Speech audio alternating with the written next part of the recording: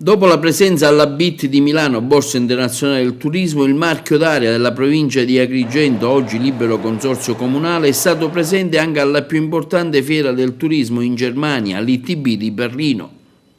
Una fiera di grande prestigio internazionale giunta alla sua 49esima edizione, che ha visto il suo debutto sin dal 1966 e che oggi raggiunge presenze di grande livello, con oltre 180.000 visitatori, tra cui 108.000 operatori del settore e oltre 10.000 espositori provenienti da circa 190 paesi e regioni di tutto il mondo, che si estende con ben 26 padiglioni ubicati nella location di Mess, quartiere fieristico di Berlino, in una superficie di oltre 150.000 metri quadrati. La ITB di Berlino è considerata dagli operatori turistici una delle più importanti fiere di viaggio al mondo. In tale contesto la presenza del padiglione del Marco d'Aria, uno spazio espositivo a disposizione di tanti operatori agrigentini, che hanno avuto così la possibilità di illustrare le bellezze del nostro territorio con le sue particolarità incastonate tra terra di storia, natura ed enogastronomia, con l'obiettivo di raggiungere al tempo stesso e esaltare il connubio tra risorse naturali, risorse culturali, prodotti enogastronomici e artigianali. A coordinare la presenza della Fiera del Turismo di Berlino il dottor Achille Contino, direttore del settore turismo della provincia di Agrigento, oggi libero consorzio comunale. La piazza della Germania di Berlino ci interessa in modo particolare perché la Germania e i tedeschi sono il nostro secondo mercato straniero in provincia di Agrigento e quindi essere qui presenti è l'occasione di promuovere il nostro prodotto turistico e in particolare quello che abbiamo generato attraverso il marchio d'aria su questa piazza. Ecco perché siamo presenti con uno stand di 50 metri quadrati, sono come vedete presenti molti operatori del territorio, abbiamo ricevuto diversi operatori stranieri e stiamo continuando questa promozione. È una promozione che deve rafforzare quei prodotti, cioè dire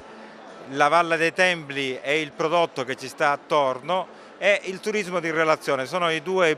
prodotti di punta del nostro marchio d'aria. Abbiamo già parlato più volte con l'assessore regionale, stiamo cercando di rafforzarne la presenza sui mercati e sono convinto che avremo anche un grande ritorno in termini di risultati positivi. Soddisfatti tanti rappresentanti locali che sono stati alla ITB di Berlino. L'iniziativa è sicuramente positiva, essere presente su un palcoscenico internazionale come Berlino